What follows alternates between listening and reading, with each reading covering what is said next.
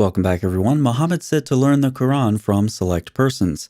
Abdullah ibn Masud was one of them. Ibn Masud did have people who followed his reading, complying with Muhammad's order. Among them were the people of Kufa, who used his reading long after Uthman's standardization. Al-Baqlani, who died in the 11th century, also defended the use of Ibn Masud's reading. But Ibn Masud's reading was the subject of some conflict. Previously, we talked about the curious case of Ibn Shanabuth. Remember, he was the one who was flogged in the 10th century for using the readings of the companions, including the reading of Ibn Masud. Going backwards in time, Al-Hajjaj is also said to be not too fond of Ibn Masud's reading. He said he would behead anyone possessing a copy of Ibn Masud's codex, and swore to erase Ibn Masud's reading with the rib of a swine. Imagine a Muslim official scraping the Quranic text off of a page with the bone of a pig.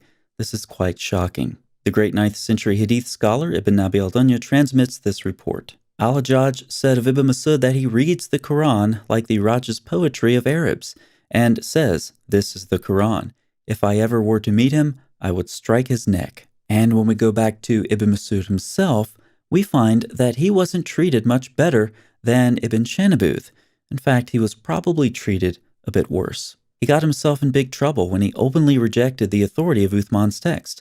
Further, he publicly scorned Zayd ibn Thabit and told the people of Kufa to reject Uthman's Quran and to conceal the Qurans that they already had so they couldn't be taken. Ibn Masud didn't stop there. He also publicly denounced Uthman's governor, Al-Walid. When summoned to Medina for his vociferous criticism of Al-Walid, Uthman seized the opportunity to shame Ibn Masud publicly so harshly that the caliph's comments earned the denunciation of even the prophet's wife, Aisha. For his impudence, the caliph ordered the aged companion to be beaten so severely that his ribs were broken. Most accounts assert that he recovered from his wounds and lived in Medina for 3 years afterwards. Uthman and Ibn Masud remained distant the rest of their lives.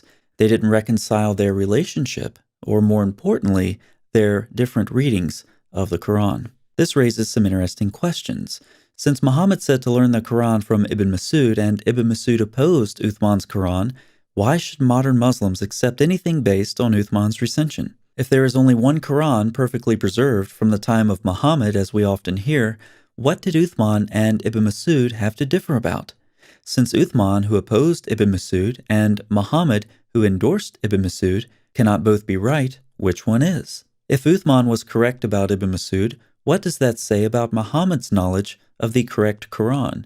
If Muhammad was right about Ibn Masud, then why should Muslims trust Uthman's standardization, which differs from Ibn Masud's codex? There are some important questions to ask about that hadith as well. Remember, Muhammad said to learn the Quran from Ibn Masud, among others. Al-Hajjaj said he would have killed Ibn Masud, would scrape his reading off with the bone of a pig, and behead anyone who was found with Ibn Masud's reading. Let's do a thought experiment and first assume the hadith is authentic. A couple of conclusions follow. Al-Hajjaj, working under Caliph Abd-al-Malik, directly contradicted Muhammad and threatened to enforce his own policy with violence. This means that Muhammad's words were either not well known at the time or not very highly regarded by the Caliph. Muslims wouldn't want to grant either one of these conclusions. On the other hand, let's assume this hadith is forged to further the interests of the Abbasids. In that case, Al-Hajjaj never knew Muhammad said that because he never did. This would mean that the Abbasids were willing to forge narrations, even about the Quran, putting them on the lips of Muhammad. That raises the question, what else was forged? Blackjack, who you see in the comments section occasionally, dug up and translated some sources for this video. So here's a big thanks to him. Check out his blog, The Islam Issue, in the description box. He does a lot of great work right from the Arabic sources. He's also been threatened with physical harm for his blog, so you know he's doing something right. Speaking of physical harm, check out this video to see the curious case of Ibn Shanabuth, another fascinating example of someone being persecuted for using the wrong version of the miraculously preserved Quran. Thanks for watching.